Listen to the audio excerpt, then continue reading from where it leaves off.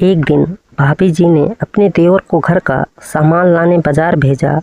उन्होंने लंबी चौड़ी लिस्ट थमाते हुए कहा, देखो कुछ भी भूलना मत, सब कुछ अच्छे से खरीद कर लाना। देवर जी ने लिस्ट देखी और बोले, भाभी इतनी लंबी लिस्ट याद रखना मुश्किल होगा।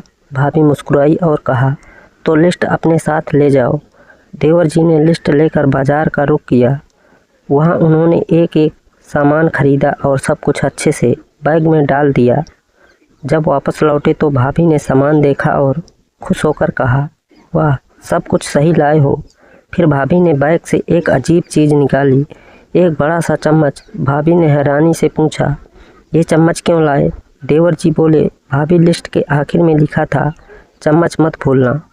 मैंने सोचा शायद ये भी ज़रूरी होगा। भाभी हंसते हंसते लोटपोट हो गई और बोली, अरे देवर जी, वो तो मैं कह रही थी कि चम्मच मत भूलना, ताकि दाल में नमक ठीक से मिला सको। देवर जी ने सिर झुकाते हुए कहा, अच्छा तो अगली बार साफ साफ लिखना।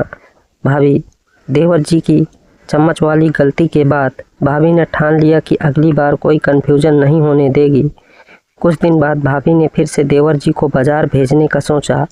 इस बार उन्होंने लिस्ट को और भी साफ साफ लिखने का फैसला किया। देवर जी ने लिस्ट पढ़ी और बोले, भाभी इस बार कोई गलती नहीं होगी। भाभी ने हंसकर कहा, ठीक है देखती हूँ। देवर जी बाजार गए और सारा सामान खरीदने लगे। लिस्ट को बार बार पढ़ते और हर चीज़ ध्यान से बैग में रखते। लेकिन जब आखिरी पॉइंट पर पहुँचे तो सोचा, भाभी ने लिखा है चम्मच मत लाना, तो इसका मतलब कुछ खास ज़रूर है। देवर जी बाजार की एक दुकान पर गए और बोले, भैया सबसे अनोखा चम्मच दिखाओ। दुकानदार ने सोने का चम्मच दिखाया। देवर जी ने सोचा, भाभी तो मुझसे मजाक करती रहती है, इस बार मैं उनको सरप्राइज़ दूंगा। वो सोने का चम्मच खरीद कर घर पहुँचे। भाभी ने बैग खोला और सारा सामान देखकर खुश हुई, लेकिन जब चम्मच देखा तो आंखें बड़ी कर ली। ये क्या है? भाभी ने पूछा। देवर जी ने मुस्कुराते हुए कहा, भाभी आपने लिखा था चम्मच मत लाना, तो मैंने सोचा ऐसा चम्मच लाऊं जो आपके लिए खास हो। भाभी ने माथा पकड़ लिया और कहा, देवर जी आपसे तो कोई मुकाबला नहीं कर सकता।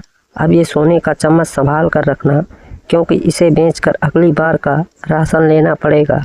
और फिर दोनों ठहाके लगाकर हंस पड़े।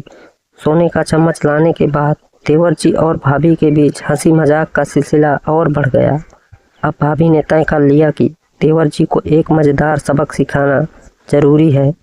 अगले दिन भाभी ने देवर जी से कहा, देवर जी आज आपसे एक खास काम करवाना है। बाजार जाने की ज़रूरत नहीं, बस ये गिन कर बताओ कि हमारे घर में कितने चम्मच हैं। देवर जी ने सोचा, अरे ये तो आसान काम है। वो तुरंत रसोई में गए और चम्मच गिनने लगे। बड़े चम्मच, छोटे चम्मच, लकड़ी के चम्मच, स्टील के चम्मच, हर एक को गिनकर एक कागज़ पर नोट कर लिया। कुछ देर बाद भाभी ने पूछा, तो कितने चम्मच हैं? देवर जी बोले, भाभी पूरे 27 चम्मच है। लेकिन एक बात समझ नहीं आई, आपने मुझे गिनने क्यों कहा? भाभी ने मुस्कुराते हुए कहा, ताकि अगली बार जब बाजार जाओ तो एक भी चम्मच लाने की ज़रूरत न पड़े।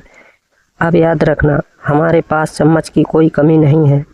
देवर जी ने सिर झुकाते हुए कहा, भाभी आप तो बहुत होशियार हैं, लेकिन अगली बार मैं भी आपको चौंका दूंगा।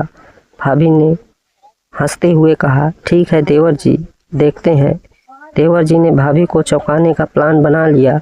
वो बाजार गए और एक बड़ा सा चम्मच खरीद कर घर लाए, जो असल में एक दीवार पर सजाने वाले शो पीस था। भाभी ने उसे देखकर कहा, ये क्या है? देवर जी बोले, भाभी ये चम्मच आपके लिए है, ताकि जब भी आप मुझे बाजार भेजें ये याद रहे कि चम्मच की बात कभी ना करें। भाभी हंसते हंसते लोटपोट हो गई। उन्होंने कहा, देवर जी अब मान गई कि आप वाकई कमाल के हैं। और इस तरह देवर भाभी की नोक झोंक और हंसी मजाक का सिलसिला चलता रहा। घर में हर दिन एक नई कहानी बनती और हर बार कोई ना कोई शरारत होती। जब रिश्तों में हंसी मजाक हो तो ज़िंदगी और भी खूबसूरत हो जाती है।